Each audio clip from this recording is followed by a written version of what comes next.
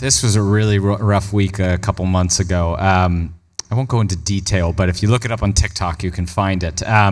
We have sophisticated fraud rings all around, and we found a group that was actually really interesting. They were swapping out items in packages, but then they were doing something that essentially eluded the return processors in the FCs to make it feel like the item was never opened.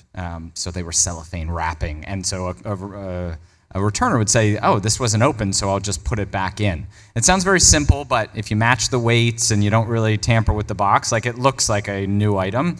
And one of those swapped items got into someone's hand, and it went very viral on TikTok. And what I would actually say is, there was comments, there's good, there's bad. I do actually felt that there was from the consumer, people understood. They're like, it wasn't Saks was trying to do this, right? It wasn't us on the side. Now, should have we checked it in different ways? And there was a couple of things that we've had some retros that we definitely learned from it.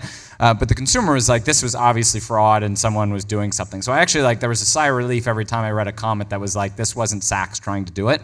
But what I would say is those types of things, there's just sophistication from operational to how they mask their data coming on our site in different ways that we have to be super sophisticated, right? And we can do it one-offs, but using technology and obviously, different providers out there, that we just need to be ahead of the game, and we need to be watching out for this. So, our return centers, we process millions and millions of units a year in our return centers. We have to start training the processor to not just intake and take it in and put it into the bin. We really need to be having them an eye for what they need to be looking for, but we have to give them something to help it scale, right? So we talk about weight, we talk about damaging on the box, we talk about some things that we can look for with a camera, not necessarily an eye.